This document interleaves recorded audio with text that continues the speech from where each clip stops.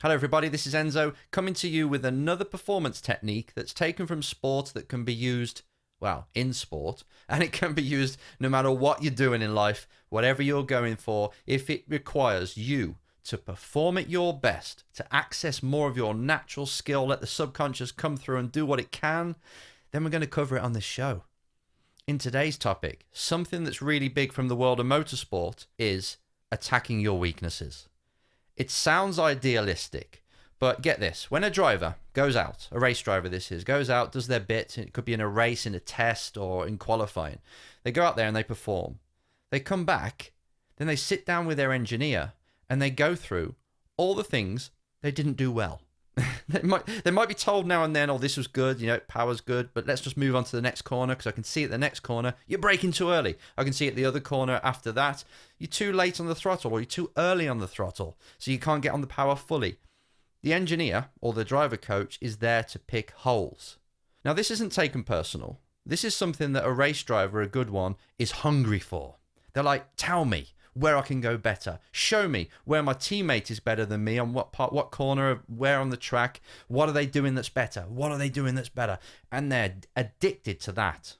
They don't really, I just said that, they sort of brush past anything that's good and focus on what's holding them back. But then you go to normal life, even for race drivers actually in normal life, but when you go to normal life, it seems to be the opposite way round. We seem to hide the weaknesses we've got.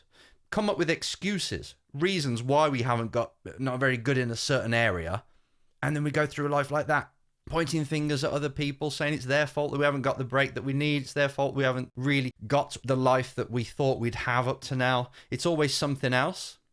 So I thought, hang on, for today, let's just go for the race driver mentality, or any sportsman or woman really. It's how can I improve? I've just put everything I could, all of my heart into this performance, but now I want to dissect it and be told and shown and discover myself how I sucked, which part of it wasn't good. And then what I'll do is I'll adjust, I'll improve that and go and do it again. I might improve it on the go, or I might improve it through my preparation. Either way, I need to know the holes in my armory.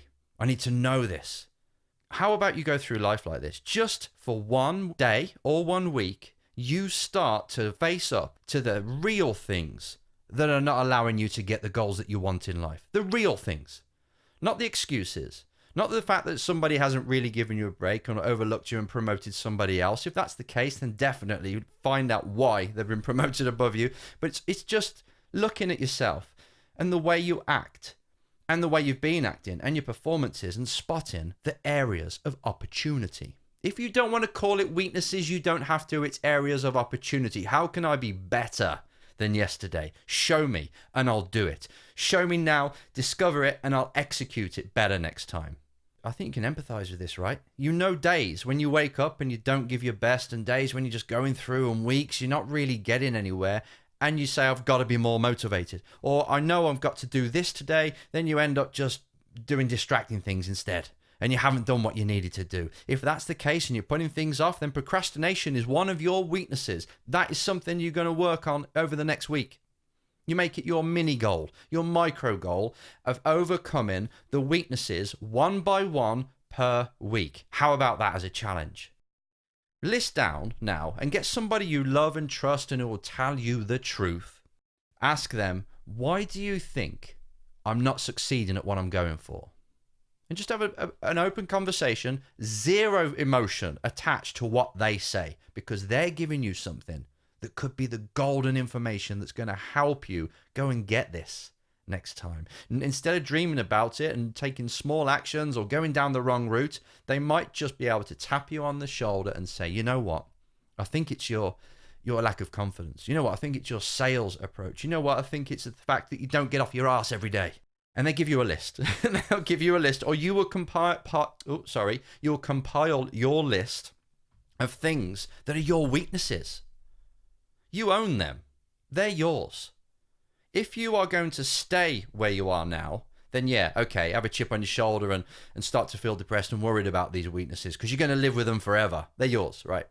But if you're going to beat them, if you're going to improve them, if you're going to see them as opportunities and make sure that on a weekly basis you work on each of these weaknesses so they're not weaknesses anymore, they're strengths maybe, can you imagine that?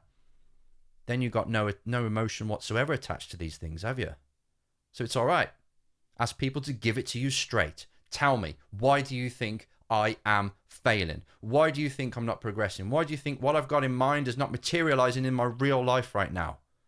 And if you haven't got anyone to ask, just have a look at yourself over the past week or two when it's not worked out.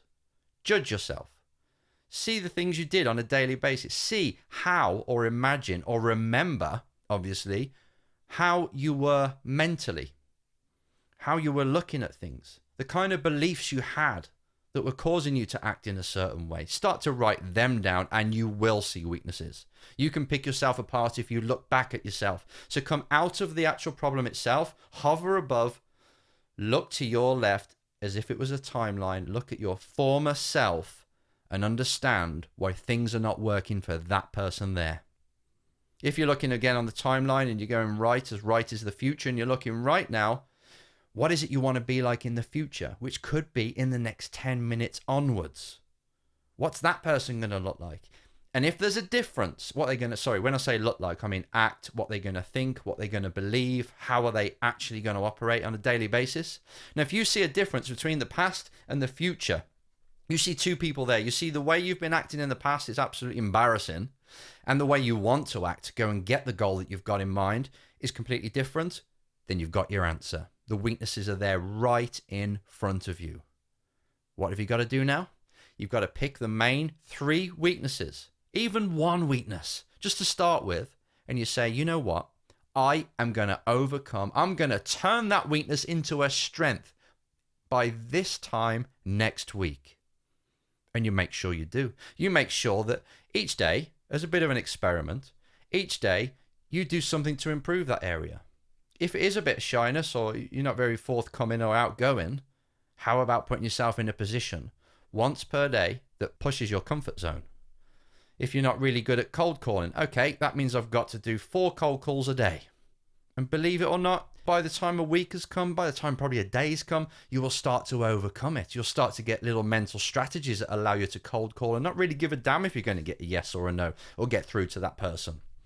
So this is all about discovering your weaknesses. Watch them, look at them face to face. You can see the things that are not helping you, and it's your job in a nice structured way on a weekly basis to overcome them. And then give it a month or so, you'll be a completely different person.